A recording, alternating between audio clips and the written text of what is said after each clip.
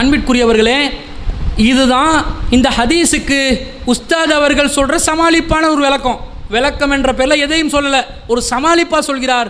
ஆனால் அவர் சொல்லுகின்ற கருத்து ஆபத்தான கருத்தாக இருக்கிறத பார்க்குறோம். ஆனால் அடுத்ததாக வருவார் பாருங்க, ஒரு பில்டப்பை கொடுப்பாரு. புகாரி, சஹீஹுல் புகாரி என்றால் அந்த புகாரி எப்படிப்பட்ட தரத்தில் இருக்குது?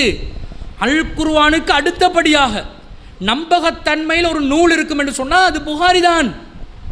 இதுதான் முஸ்லீம் உலக அறிஞர்கள் அனைவரும் ஏற்றுக்கொண்டிருக்கக்கூடிய விதி. இந்த விதிக்கு இவர் மாற்றம் செய்கிறார். புகாரில நம்பகத்தன்மையை கேள்விக்குறியாக்குறார்.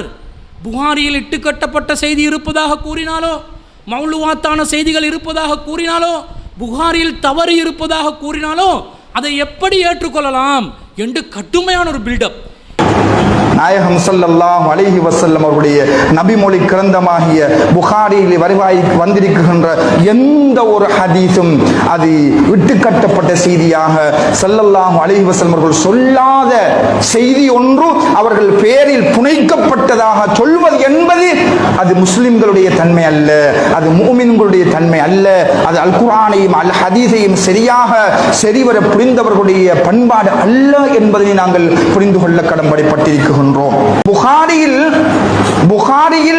ஹதீஸ் அல்லாத ஒன்று பதிவாகி விட்டதே என்று சொல்வது எவ்வளவு பெரிய மகா தவறு தெரியுமா? அதனுடைய பின் விளைவு என்ன தெரியுமா? புகாரியில் உள்ள நபிமொழிகள் எல்லாம் முஸ்லிம்களை பொறுத்த வகையில் மிக நம்பகரமான ஒரு கிதாபு, நம்பகரமான ஒரு புத்தகம், நம்பகரமான ஒரு நூல். குர்ஆனுக்கு அடுத்த கட்டமாக, குர்ஆனுக்கு அடுத்தபடியில் இரண்டாம் அந்தஸ்தில் இந்த உலகத்திலே ஒரு நம்பகரமான ஒரு புத்தகம் இருக்கும் என்றால் அது புகாரி ஹதீஸ் கிரந்தம் தான் என்று உலக இஸ்லாமிய அறிஞர்கள் ஆண்டாண்டு காலமாக சொல்லி வந்த அந்த பிரச்சாரத்தை பிழை காண்பது இந்த நபருடைய குற்றச்சாட்டாக அமையும். கொலை செய்து விட்டார்கள் என்ற பின்னணியை கொண்டதாக இவருடைய குரல் அமைந்து கொண்டிருக்கிறது.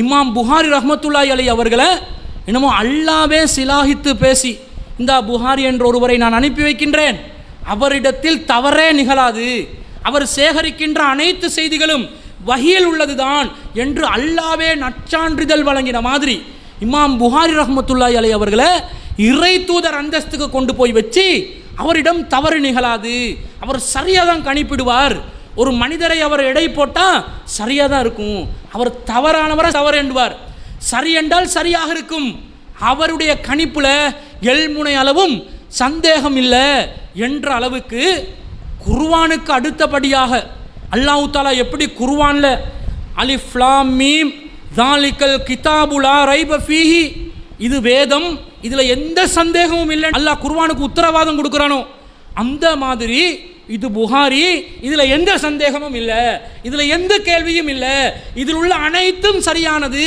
என்று குர்ஆனுக்கு நிகரான, குர்ஆனுக்கு அடுத்தபடியான ஒரு நம்பகத்தன்மை அல்ல நீங்கள் கொடுக்கிறீர்கள். குர்ஆனுக்கு நிகரான ஒரு நம்பகத்தன்மையை நீங்கள் சஹீஹுல் புகாரிக்கு கொடுக்கிறீர்களே, இது மார்க்கத்தில் அக்கீதாக்கு உட்பட்டதா? மார்க்கம் இதை ஏற்றுக்கொள்ளுமா? இஸ்லாத்துடைய அடிப்படை உசூல் இதுவா? நீங்கள் சொல்லலாமா, விளக்கம் சொல்லலாமா? இப்படி தான் உங்களோட அக்கீதாவை வச்சிருக்கிறீங்களா? இதுதான் உங்களோட அக்கீதாவா? உங்களை சார்ந்தவர்களுடைய அக்கீதா இதுதானா? இப்படி தான் இஸ்லாம் சொல்லிச்சா? இதுக்கு நீங்கள் விளக்கம் சொல்லணும். அல்லாஹ்வின் தூதர் ஸல்லல்லாஹு அலைஹி வஸல்லம் அவர்கள் என்ன சொன்னார்கள்? குல்லு பனி ஆதம யுக்திஉ பில்லைலி வன்னஹார், ஆதமுடைய மகன் அனைவரும் இரவிலும் பகலிலும் தவறு செய்து கொண்டிருக்கின்றான். தவறுக்கு அப்பாற்பட்டவன் யார்? அல்லாஹ் மாத்திரம்தான். மனிதர்கள் என்று சொன்னால் தவறு செய்யக்கூடியவர்கள் என்பதுதான் இஸ்லாத்துடைய விதி. மனுஷனுக்கு தவறு நிகழும், மனுஷன் தவறுக்கு அப்பாற்பட்டவன் அல்ல. அல்லாஹு ரப்புல் ஆலமீன் மாத்திரம்தான் சுபஹான் என்று சொல்லக்கூடிய பரிசுத்தமான நிலையில் இருக்கின்றான். மற்ற அனைத்து மனிதர்களிடமும் தவறு வரும். அப்படிதானே இஸ்லாத்துடைய அடிப்படை சொல்லுது. இதுக்கு மாற்றமா புகாரியில் தவறே வராதுன்னா அல்லாஹ் தஆலா குர்ஆனை தன்னுடைய வார்த்தையாக சொல்லி இதில் தவறே வராதுன்னு சொல்கிற மாதிரி புகாரி இமாம் சேகரித்த தொகுத்த செய்திகளில் தவறே வராதுன்னு சொன்னால் எங்கே போய்ட்டு இது நிற்கிது? புகாரி இமாம் அவர்களுடைய தியாகத்தை நாங்கள் குறைத்து எடை போடவில்லை, புகாரி இமாம் அவர்களுடைய கண்ணியத்தை நாங்கள் குறைத்து எடை போடவில்லை. ஹதீஸ் கலையில், ஹதீஸ் துறையில் மிகப்பெரிய ஒரு முஹத்திஸாக, மிகப்பெரிய ஒரு தியாகத்தை செய்தவராக அவருக்கு முக்கியமான இடம் உண்டு. அதில் எந்த மாற்று கருத்தும் இல்லை. இஸ்லாத்தில் எந்த பிரிவும் அதை மறுக்காது. ஆனால் அவரிடம் தவறே வராது என்று சொல்வது, தவறுக்கே அப்பால் பட்டதுதான் புகாரி என்று சொல்வது, இதை ஏற்றுக்கொள்ளலாமா? இமாம் புகாரி ரஹ்மத்துல்லாஹி அலைஹி அவர்கள் அதை சொன்னார்களா?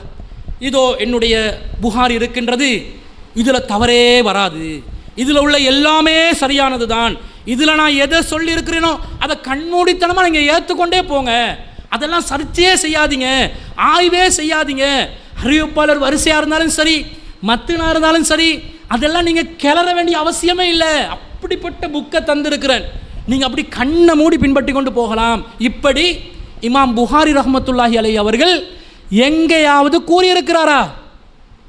சொல்லலையே, அவரே சொல்லலையே. நீங்கள் யாரை இமாம் என்று சொல்லி அந்த இமாமை மகத்துவமானவராக கண்ணியமிக்கவராக முற்படுத்துகிறீர்களோ நாங்களும் அந்த கண்ணியத்தை ஏற்றுக்கொள்கிறோம். ஆனால் அதுக்காக அவர் சொல்லாத, அவரே நினைக்காத மனிதர்கள் தவறு செய்பவர்கள் அல்ல என்ற நிலைப்பாட்டில் இமாம் புகாரி ரஹ்மத்துல்லாஹி இருந்தார்களா? அவர் தவறு செய்ய மாட்டார் என்ற நிலைப்பாட்டில் இமாம் புகாரி ரஹ்மத்துல்லாஹி இருந்தாரா?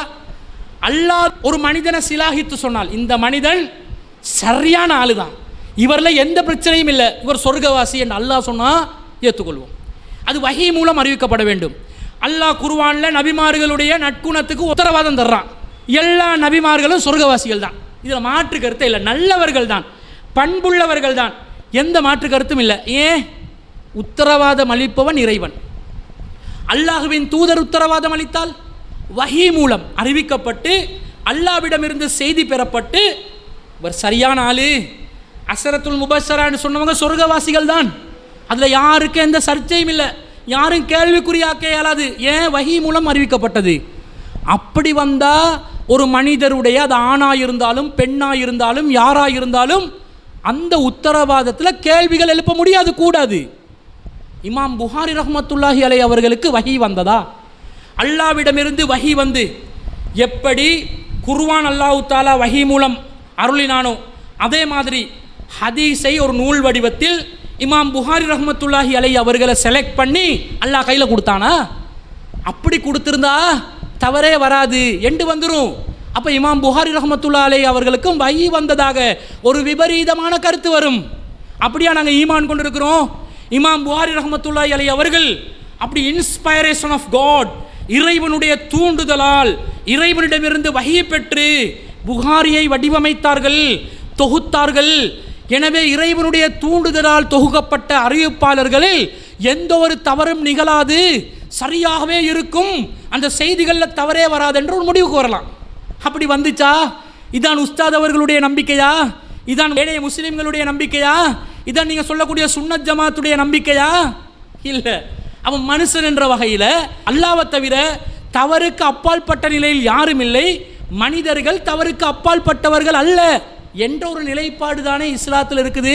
இதுக்கு மாற்றமா புகாரி ரஹ்மத்துல்லாஹி அலைஹி அவர்களை இந்த அளவுக்கு பில்டப் கொடுக்கிறது மிகப்பெரிய ஒரு தவறு என்பது நீங்கள் சிந்திக்க வேண்டும். இன்னும் சொல்ல போனால் நபிகள் நாயகம் ஸல்லல்லாஹு அலைஹி வஸல்லம் அவர்கள் சில மனிதர்களை பார்த்து இவர்கள் நம்பகமானவர்கள், நேர்மையாக நடப்பாங்க என்று நம்பிக்கை வைத்து சொன்ன சில செய்திகள் கூட தவறிழைத்துள்ளது.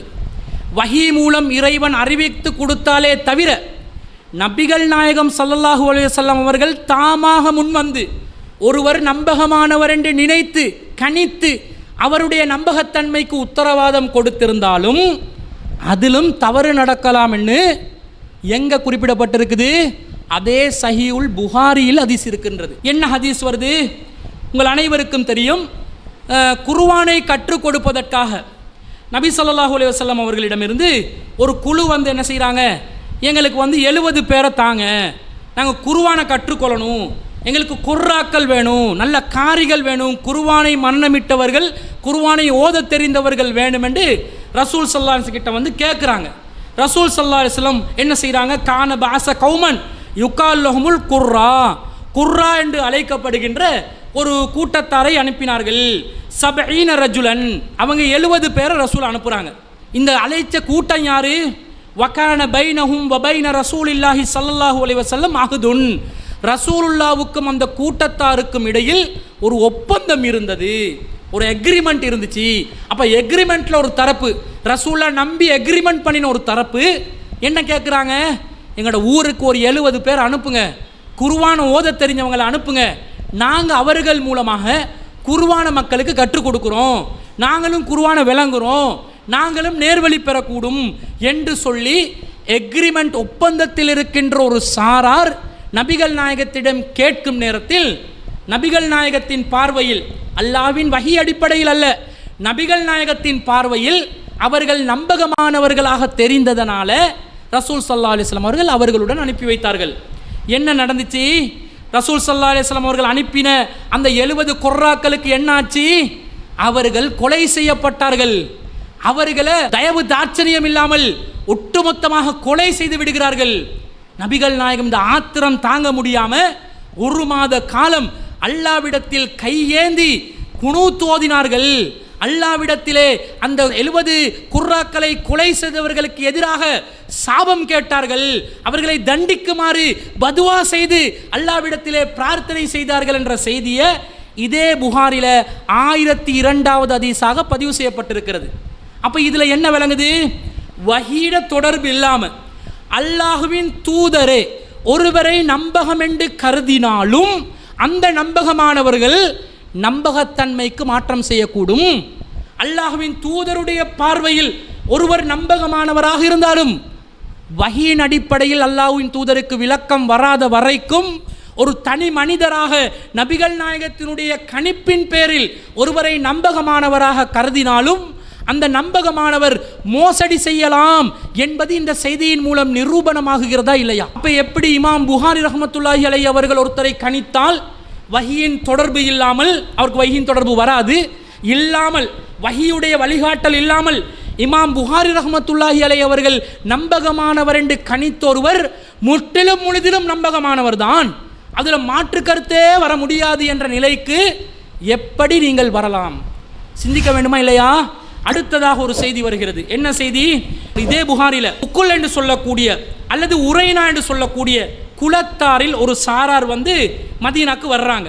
வந்த நேரத்தில் அவங்களுக்கு மதீனால தட்ப வெப்ப நிலை ஒத்து போகலை, அவங்களுக்கு காய்ச்சல் ஏற்படுது, அவங்களுக்கு வந்து சுகவீனமாகுது.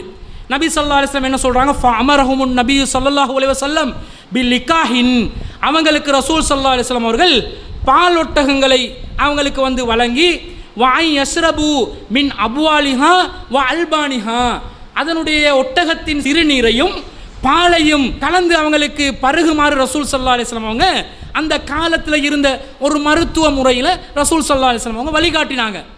அவங்க என்ன செஞ்சாங்க? அவங்களோட உடல் நலம் தேர்ந்த பிறகு அவங்க என்ன செய்தார்கள்? ஃபலம்மா சஹு, அவர்கள் சரியான பிறகு கதலு ராயன் நபி ஸல்லல்லாஹு அலைஹி வஸல்லம், நபிகள் நாயகத்தின் ஒட்டகம் மேய்ப்பவரை, ஒட்டகத்துக்கு பாதுகாப்பு வைத்திருந்த ஒருவரை கொலை செய்துவிட்டு அவர்கள் வஸ்தாக்குன்னாம, அந்த ஒட்டகங்கள் எல்லாத்தையும் அவங்க எடுத்துட்டு போனாங்க, கடத்தி கொண்டு போனாங்க என்று வருகிறது. இது எங்க வருது? புகாரியில 1501வது செய்தியாக பதிவு செய்யப்படுகிறது. நபி ஸல்லல்லாஹு அலைஹி வஸல்லம் அவர்களிடம் வந்து தஞ்சம் புகுறாங்க ஒரு கூட்டம். ரசூல் அவர்களை நம்பி அவங்களுக்கு தட்பவெட்ப சூழ்நிலை இடம் கொடுக்காத காரணத்தினால மருத்துவம் செய்வதற்கு ரசூல் ஸல்லல்லாஹு அலைஹி வஸல்லம் வழிகாட்டி, அந்த காலத்தில் இருந்த மருத்துவ முறையில் வழிகாட்டி அவங்கள தங்க வச்சா, அந்த ஒட்டக இடையரை கொலை செஞ்சுட்டு நம்பிக்கை துரோகம் செஞ்சுட்டு சென்றார்களே, ஒட்டகங்களையும் கடத்தி கொண்டு போனாங்களே. இதிலிருந்து என்ன விளங்குது? வஹீல் தொடர்பில் இல்லாமல் இறை தூதர் முஹம்மது ஸல்லல்லாஹு அலைஹி வஸல்லம் அவர்களே ஒருவரை நம்பகமானவர்கள் என்று கணித்தால், ரசூல் அவங்களை நம்பகமானவர் என்று கணித்ததுனால தான் சாப்பாட்டுக்கு வழி பண்ணுறாங்க, மருந்துக்கு வழி பண்ணுறாங்க, தங்க வைக்கிறாங்க. உணவு கொடுத்துருக்க மாட்டாங்களா ரசூல்? அவங்களுக்கு உணவு கொடுத்து தங்க வச்சு எல்லா ஏற்பாடையும் செஞ்சு கொடுத்தும் அந்த சாரார் துரோகம் செய்துவிட்டு சென்றார்களே. அப்போ ரசூல்லாவுடைய நம்பகத்தன்மையோட கணிப்புல கேள்விக்குறி வராதா? சர்ச்சைகள் வராதா? இறை தூதராக வஹி மூலம் அறிவிக்கப்பட்டு சொல்லியிருந்தா அஸ்ரத்துல் முபஷ்ஷரா சொர்க்கவாசிகள் என்று சொன்னாங்க, அது வஹி மூலம் அறிவிக்கப்பட்டது, அது அல்லாஹ்விடமிருந்து வந்தது, மறுமை சம்மந்தப்பட்டது. எனவே நபிகள் நாயகம் சொன்னதில் எந்த டவுட்டும் இல்லை, அந்த நம்பகத்தன்மையில் எந்த கேள்விக்குறியும் இல்லை. உலக விவகாரம் என்று வருகிறது, ஒரு சாரார் வருகிறார்கள், நபிகள் நாயகமாக முன்வந்து நம்பிக்கை வைக்கிறார்கள், நல்லவர்கள் என்று நினைக்கிறார்கள். அவர்கள் மோசமானவர்களாக, கெட்டவர்களாக சித்தரிக்கப்பட்டார்களா இல்லையா? இதை யோசிக்க வேணாம்? இன்னும் ஏராளமான சான்றுகள். அடுத்ததாக என்ன வருதுன்னு பாருங்க.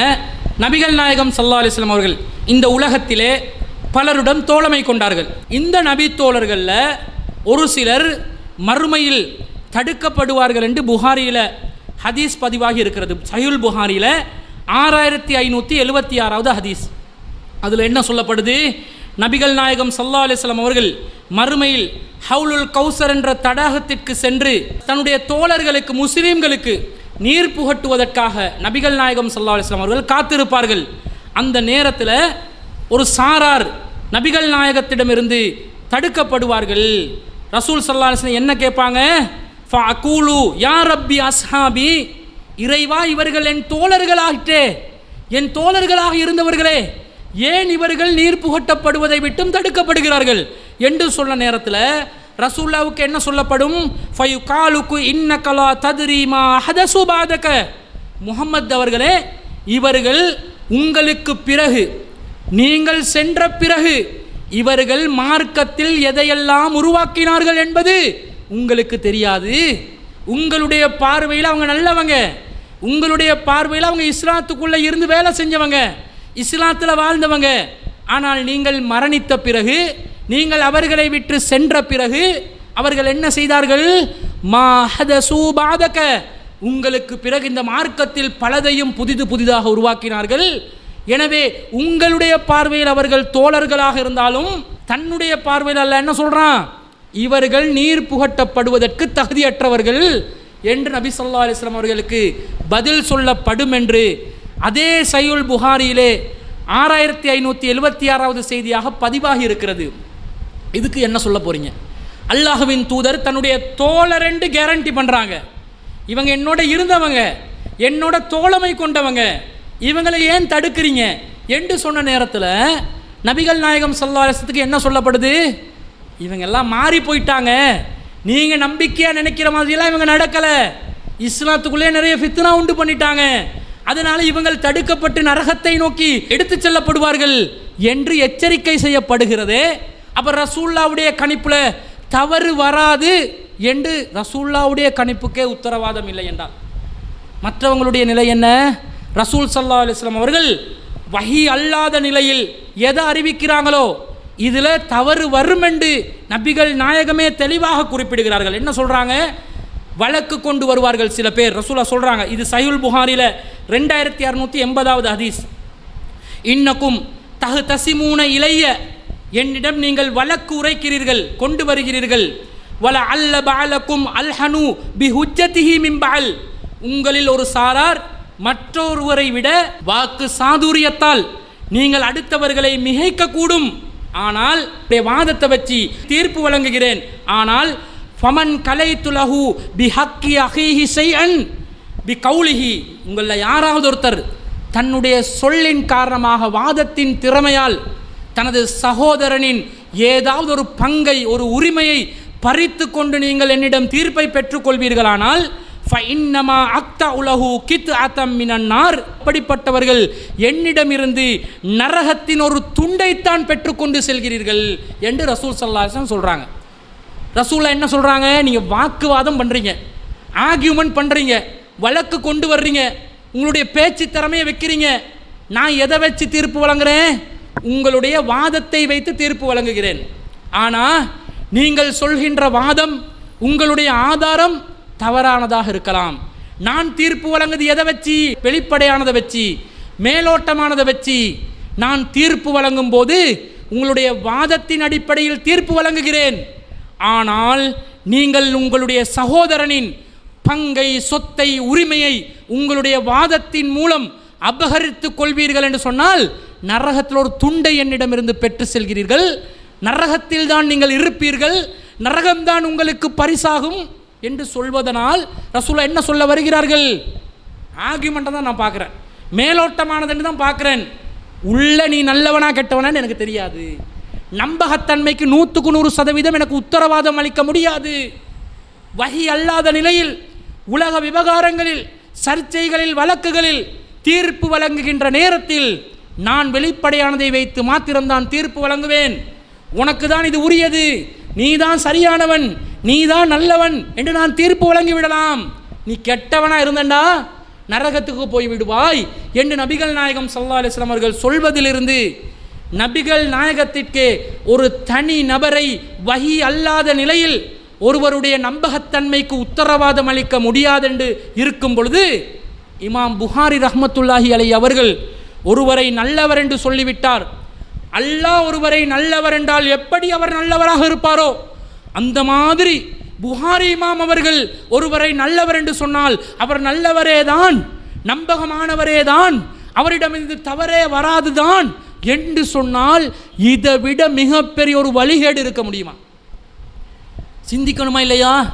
செய்தியை அறிவிப்பதை வைத்து, தகவல் தொகுப்பதை வைத்து இமாம் புகாரி ரஹ்மத்துல்லாஹி அலைஹி அவர்கள் மிகப்பெரிய தியாகம் செய்துள்ளார்கள் என்று கூறுங்கள், கண்டிப்பாக ஏற்றுக்கொள்வோம்.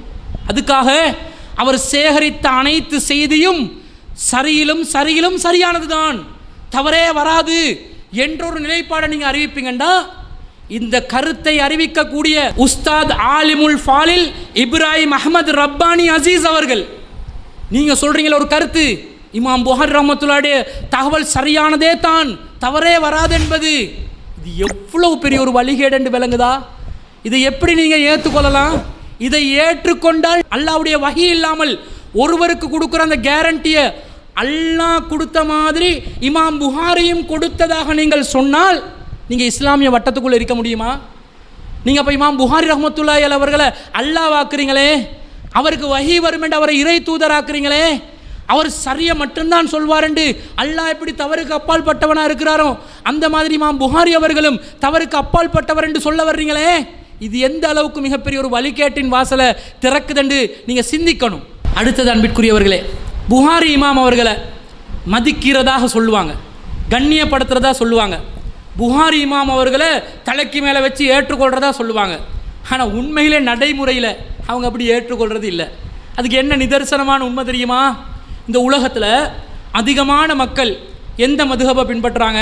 அனஃபி மதுஹபை பின்பற்றுறாங்க.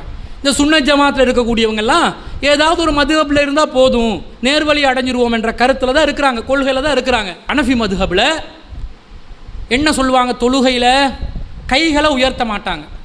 தொழுகையில் ருக்கூக்கு செல்லும் போது, ருக்கூக்கு பிறகு மீண்டும் 3வது ரக்காத்தில் எழும்பும்போது, அதே மாதிரி ஆரம்ப தக்பீரில் 4 இடங்களில் கைகளை நபிகள் நாயகம் ஸல்லல்லாஹு அலைஹி வஸல்லம் அவர்கள் உயர்த்துவார்கள் என்று புகாரியில் ஆதாரபூர்வமான செய்தி வருது தொழுகை முறையில். ஆனால் இந்த அனஃபி மதுஹபை சேர்ந்தவர்கள் இப்படி கையை உயர்த்துவாங்களா? ருக்கூக்கு பிறகு உயர்த்துவார்களா? ருக்கூக்கு செல்லும் போது உயர்த்துவார்களா? 3ஆம் ரக்காத்தில் எந்திரிச்சு நிற்கும் போது, கியாமுக்கு வரும்போது கைகளை உயர்த்துவார்களா? உயர்த்த மாட்டார்கள். ஆனால் புகாரி ஹதீஸ் கிரந்தத்தை ஏற்றுக்கொண்டதாக வாயால் சொல்லுவாங்க. நடைமுறைப்படுத்துகிறாங்களா? நடைமுறைப்படுத்த மாட்டாங்க. ஏண்டா அனஃபி மதுஹபுக்கு அது சட்டம் இல்லை. அப்போ நீங்கள் இமாம் புகாரி ரஹ்மத்துல்லாவுடைய புகாரி கிதாபை குர்ஆனுக்கு அடுத்தபடியான நம்பகம் நிறைந்த ஒரு கிதாபாக சொன்னது பச்சை பொய் இல்லையா? நீங்கள் ஏற்றுக்கொள்ளலையே. அவ்வளவு நம்பகமான ஒரு கிதாப் என்ற நிலைப்பாட்டில் நீங்கள் உண்மையாளர்களாக இருந்தால் அந்த 4 சந்தர்ப்பங்களில் நபிகள் நாயகம் அவர்கள் கைகளை உயர்த்தி உள்ளார்கள் என்று வரக்கூடிய செய்தியை அனஃபி மதுஹபினர் பச்சையாக மறுக்கிறார்களே. இமாம் புகாரியை ஏற்றுக்கொள்வதாக வாயளவில் பந்தா காட்டிட்டு நடைமுறை வாழ்க்கையில் பச்சையாக இமாம் புகாரி ரஹ்மத்துல்லாஹி அலைஹி அவர்கள் பதிவு செய்த ஹதீஸுக்கு மாற்றம் செய்து கொண்டு உலகத்தில் பெரும்பாலான முஸ்லிம்கள் வாழ்ந்து கொண்டிருக்கிறார்களே. அப்போ என்ன உங்களோட கருத்து, என்ன உங்களோட நிலைப்பாடு? வாயளவில் நீங்கள் இமாம் புகாரி ரஹ்மத்துல்லாஹி அலைஹி அவர்களை புகழ்றீங்களே தவிர மறுபக்கம் என்ன செய்கிறீங்க? இல்லை, நாங்கள் பின்பற்ற மாட்டோம். வாயளவில் தான் புகாரி இமாமை மதிக்கிறோம், முஸ்லீம் இமாமை மதிக்கிறோம், அவரை மதிக்கிறோம், இவங்க மதிக்கிறோம், எல்லாம் வாயளவில் சும்மா கண் துடைப்புக்காக சொல்லிக்கொள்வது, அடுத்தவங்களை மெச்சுறதுக்காக சொல்லிக்கொள்வது. நடைமுறையில் அமுல்படுத்துவாங்களான்னு பார்த்தா இல்லை. புகாரி இமாமை நேசிக்கிறதா இருந்தால் அவர் சொன்ன செய்தியை நடைமுறைப்படுத்தணும். அதானே உண்மையான நேசம். ஒருத்தர் என்ன செஞ்சாராம்? மேடை போட்டு தன்னுடைய தாயை புகழ்ந்தார். என்னுடைய தாய் எப்படிப்பட்டவங்க தெரியுமா? தாயை எப்படி நேசிக்கணும் தெரியுமா? நான் என் தாயை எப்படி நேசித்து வச்சிருக்கிறேன் தெரியுமா என்று மேடை போட்டு புகழ்றாரு. சரி, மேடையிலேருந்து கீழே இறங்கின உடனே இப்போ நீங்கள் கொஞ்சத்துக்கு முன்னாடி எங்கேயோ போயிட்டு வந்தீங்களா, எங்கே போயிட்டு வந்தீங்கன்னு கேட்டால், இல்லை முதியோர் இல்லத்தில் என்னுடைய தாயை வச்சிருக்கிறேன், இப்போ தான் பார்த்துட்டு வர்றேன் அப்படின்றாங்க. இப்படி சொன்னால் சரி வருமா? முதியோர் இல்லத்தில் தாயை போட்டுட்டு மேடையில் வந்து தாயை புகழ்ந்தா அவர் உண்மையிலே தாயை புகழ்ந்தவராக, தாயை மதித்தவராக, தாய் மீது பாசம் கொண்டவராக கருதப்படுவாரா? அல்லது வாயளவில் அவர் மெச்சுறாரா? வாயளவில் பேசுகிறார், வாயளவில் அவர் புகழ்றார், நடைமுறையில் அவர் ஏற்றுக்கொள்ளவில்லை, உண்மையான தாய் பாசம் அவரிடம் இல்லை என்பது தானே இதன் மூலம் நிரூபணமாகுகிறது. அப்போ புகாரில் நிறைய ஹதீஸுகள் முஸ்லிம் சமூகத்தில் உள்ள ஹனஃபி மதுஹபினர்கள் பச்சையாக மறுப்பார்கள், ஆனால் ஏற்றுக்கொள்ள மாட்டாங்க. ஏன் ஏற்றுக்கொள்ள மாட்டாங்க? இதில் வந்து புகாரி இமாமுக்கு நாங்கள் மதிப்பு மட்டும்தான், சொல்லில் சுல்தான் செயலில் செய்தான்கள் என்ற மாதிரி தான் நம்மளோட நிலைமை இருக்குது. அப்போ இதை நாங்கள் பார்க்குறோம். அடுத்ததாக அன்பிற்குரியவர்களே, இந்த உமைமா பின்த் நுஅமான் அவர்களுடைய ஹதீஸ் சம்பந்தமாக புகாரில் இப்படி வந்தாலும் நாங்கள் ஏற்றுக்கொள்ள மாட்டோம் என்று சொன்னால் என்ன சொல்லுவாங்க தெரியுமா? புகாரிட ஹதீஸை விளங்குறதுக்கு உங்களுக்கு நசீப் இல்லை, உங்களுக்கு விளக்கம் எடுக்கிறதுக்கு உங்களோட நசீப் அல்லாஹ் கொடுக்கல என்ற மாதிரி சொல்றாங்க. கண்மணி நாயகம் ரசூலுல்லாஹி ஸல்லல்லாஹு அலைஹி வஸல்லம் அவர்களுடைய ஹதீஸ்களுடைய உண்மை தன்மையை சரிவர புரிந்து கொள்வதற்குரிய வசதி வாய்ப்பு நசீபு கட்டவர்களுக்கு உள்ள தன்மைகள் என்பதனை இவர்கள் இப்படியான இந்த மாதிரியான பிரச்சாரம் செய்கின்றவர்கள். இந்த விமர்சனத்தையும் உஸ்தாத் அவர்கள் சொல்கிறார், பெரியவர் சொல்கிறார். உங்களுக்கு தெரியுமா, இமாம் தாரகுத்னி ரஹ்மத்துல்லாஹி அலைஹி அவர்கள் புகாரி கிரந்தத்தில் வந்திருக்கக்கூடிய தவறான செய்திகள் என்றே தலைப்பு போட்டு தனி கித்தாபை வெளியிட்டிருக்கிறார். இப்போ என்ன சொல்லுவீங்க? தாரகுத்னி இமாமுக்கு புகாரிட ஹதீஸ்களை புரிவதற்கு நசீபு இல்லை என்று சொல்ல போகிறீர்களா? புகாரி இமா பதிவு செய்திருக்கக்கூடிய செய்திகளை இவட்ட மண்டல ஏறலை என்று சொல்ல போகிறீர்களா? என்ன சொல்ல வர்றீங்க? அப்போ இமாம் தாரகுத்னி ரஹ்மத்துல்லாஹி அலைஹி அவர்கள் புகாரி இமாமை மறுத்து விட்டார்கள், சஹீஹுல் புகாரியை மறுத்து விட்டார்கள், இஸ்லாமிய வட்டத்திலிருந்து வெளியேறி விட்டார்கள் என்று நீங்கள் ஃபத்வா கொடுப்பீர்களா? கொடுக்க மாட்டீங்க. அடுத்ததா ஹாஃபில் இப்னு ஹஜர் அஸ்கலானி ரஹ்மத்துல்லாஹி அலைஹி அவர்கள் தன்னுடைய ஃபத்துல் பாரியில் புகாரியில் வந்த நிறைய தவறுகளை நிறைய இடங்களில் சுட்டி காட்டுகிறார். இது தவறு, இது தவறு, இந்த செய்தி இப்படி வந்திருக்கக்கூடாது, இந்த செய்தியில் இப்படி விளக்கம் இது தவறாக இருக்குது என்று எத்தனை இடங்களில் பட்டியல் போட்டு சொல்லலாம். அப்போ அது எல்லாத்தையும் இமாம் ஹாஃபில் இப்னு ஹஜர் அவர்கள் சொல்லியிருக்கிறாரே, அவருக்கும் புகாரியை புரிஞ்சு கொள்றதுக்கு நசீப் இல்லாமல் போச்சா? ஹதீஸ் துறையில் ஹாஃபில் இப்னு ஹஜர் அவர்களை யார் போற்றி புகழ மாட்டாங்க? நான் குறிப்பிட்ட இந்த தாரகுத்னி அவர்கள் உங்களோட ஷாஃபி மதுஹபில் சேர்ந்த ஒரு இமாம் அறிஞர் என்று தானே சொல்லிக் கொள்கிறீர்கள். ஹாஃபில் இப்னு ஹஜர் அவர்கள் ஷாஃபி மதுஹபை சேர்ந்தவர் என்று தானே நீங்கள் மார்த்தட்டி கொள்கிறீர்கள். அந்த ரெண்டு பேரும் புகாரில் வந்த செய்திகளை எடை போட்டு இருக்கிறாங்களே, புகாரியில் வந்த தவறுகளை பட்டியல் போட்டு இருக்கிறாங்களே, அப்போ அவங்களுக்கும் சஹீஹுல் புகாரியில் ஹதீஸ்களை புரிஞ்சு கொள்ள நசீப் இல்லாதவர்கள் என்று சொல்ல வருகிறீர்களா? என்ன விளக்கம்? முரண்பாடு, ஒருதலை பட்சம், நியாயமற்ற வாதங்கள் நிறைந்திருப்பதை நாங்கள் பார்க்கிறோம். அடுத்தது புகாரில் ஏராளமான செய்திகள் இருக்குது, அது செய்திகளாகவே ஏற்றுக்கொள்ள முடியாது. மத்துருக்கான செய்திகள், பலவீனமான செய்திகள் ஏராளமாக காணப்படுது. குரங்கு விபச்சாரம் செஞ்சிச்சான், அந்த ரஜிமுடைய சட்டத்தை விபச்சாரம் செஞ்ச குரங்குக்கு நிறைவேற்றிச்சான், ஒரு சஹாபி வந்து அவரும் சேர்ந்து கல்லெறிஞ்சாராம் என்று சொல்லக்கூடிய செய்தி புகாரில் 3849 வருது. அப்போ இதை வச்சு ஆடு மாடு ஒட்டகம் பன்றி அனைத்தும் விபச்சாரம் செஞ்சால் கல்லெறி தண்டனையை நிறைவேற்றணும் என்று சொல்லி நீங்கள் தீர்ப்பு கொடுப்பீங்களா? இதான் சட்டமா? புகாரி ரஹ்மத்துல்லாஹி அவர்கள் பதிவு செய்தாலே அது ஹதீஸு தான், அதில் தவறே வராது தான் என்று சொன்னால் இந்த செய்திக்கு உங்களோட விளக்கம் என்ன? அடுத்ததாக அபூ லஹபின் விரல் நரகம் தீண்டாது என்று சஹீஹுல் புகாரியிலே ஹதீஸ் வருகிறது. சுவைபா என்று சொல்லக்கூடிய தன்னுடைய அடிமை பெண் நபிகள் நாயகத்தின் பிறந்த செய்தி சொன்ன உடனே அந்த மகிழ்ச்சியின் காரணமாக சுவைபாவை விடுதலை செய்த காரணத்தினால் அபூ லஹபுடைய அந்த வீரலால் அவர் நீர் புகட்டப்படுவார் என்று செய்தி வருகிறது. இந்த செய்தி வந்து அவங்களோட குடும்பத்தில் ஒருத்தருக்கு கனவுல வந்துச்சான், கனவுல வந்தோடனே அவர் அதை சொன்னாரா, ரசூலா இந்த செய்தியில் சம்பந்தப்படலை, அறிவிப்பவர் உருவா என்ற ஒருவர், அவர் நபிகள் நாயகத்தின் காலத்தில் வாழாத ஒருவர். இன்னும் சொல்லப்போனா தப்பத் யதா அபீ லஹபின் வ தப்ப, அபூ லஹபுடைய 2 கரமும் நாசமாக போகட்டும், அபூ லஹபும் நாசமாக போகட்டும் என்று அல்லாஹ் குர்ஆன் வசனம் சொல்லி இருக்க, அல்லாவே 2 கரம் யாருடைய நாசமாக போகணும் என்று சொன்னானோ அந்த நபருடைய விரலால் நீர் புகட்டப்படுவார் என்று சொன்னால் இது எந்த அளவுக்கு ஒரு தவறான செய்தி. அப்போ இமாம் புகாரி ரஹ்மத்துல்லாஹி அவர்கள் இது அப்படித்தான் நம்பி இருந்தாரா? இது புகாரில 5101வது ஹதீஸாக பதிவு செய்யப்பட்டிருக்கிறது. அதே மாதிரி புகாரில 1837வது செய்தியில தஸவ்வஜ மைமூனத வஹுவ முஹ்ரிமுன் இப்னு அப்பாஸ் ரலியல்லாஹு அன்ஹு அறிவிக்கிறாங்க, மைமுனா ரலியல்லாஹு அன்ஹா அவர்களை நபிகள் நாயகம் ஸல்லல்லாஹு அலைஹி வஸல்லம் அவர்கள் இஹ்ராம் அணிந்த நிலையில் திருமணம் முடித்தார்கள் என்று வருகிறது. இஹ்ராம் அணிந்த நிலையில் திருமண பேச்சுவார்த்தை நடத்தக்கூடாது, திருமணம் முடிக்கவும் கூடாது. அதே சஹீஹுல் புகாரில் இருக்க ரசூல் ஸல்லல்லாஹு அலைஹி வஸல்லம் இஹ்ராம் அணிந்த நிலையில தான் மைமுனா ரலியல்லாஹு அன்ஹாவை திருமணம் முடிச்சதாக வருது. இது போன்ற பல செய்திகள் புகாரிலே பதிவாகி இருக்கிறது. புகாரில பதிவானதனாலேயே அந்த செய்தியை ஏற்றுக்கொள்வதாக இருந்தால் உஸ்தாத் அவர்கள் இப்போ பதில் சொல்லணும். இஹ்ராம் அணிந்த நிலையில் திருமணம் முடிக்கலாமா? அபூலஹபுடைய விரல்களை நரகம் தீண்டாதா? அதே போன்று குரங்குகள் விபச்சாரம் செய்கிற மாதிரி ஏனைய மிருகங்கள் விபச்சாரம் செய்யும் போது கல்லறி தண்டனை ஹத்து சட்டத்தை நாங்கள் நிறைவேற்றணுமா? ரஜ்முடைய சட்டத்தை நிறைவேற்றணுமா?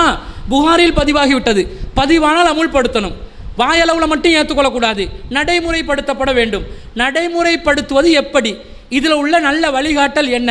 புகாரில் பதிவானதுனாலே நாங்கள் ஏற்றுக்கொள்ளணும் என்றது தான் உண்மை என்று சொன்னால் இது எல்லாத்தையும் நாங்கள் ஏற்றுக்கொண்டு மக்கள் மத்தியில் அறிவிக்கணும். நீங்கள் அறிவிப்பீர்களா? அபூலாவுடைய விரல் நரகம் தீண்டாது, அல்லாஹ்வுடைய கை நாசமாக போகும் என்று சொன்னாலும் நரகம் தீண்டாது, அறிவிக்க வேண்டும். இஹ்ராம் கட்டின நிலையில் ரசூல் ஸல்லல்லாஹு அலைஹி வஸல்லம் திருமணம் முடிச்சிருக்கிறாங்க, நாங்களும் திருமணம் முடிக்கலாம், அறிவிக்க வேண்டும். அறிவிக்க மாட்டீர்கள், உங்களுக்கே தெரியும் அதில் தவறு நடந்திருக்குது. அறிவிப்பாளர்லாம் நம்பகமானவர்கள், எந்த ஒரு அறிஞரும் அந்த அறிவிப்பாளர்களை குறை சொல்லலை. ஆனால் மெசேஜில் ஏதோ நடந்திருக்குது. இப்படி நீங்கள் எடுத்திருக்கிற நிலைப்பாடே தப்பு.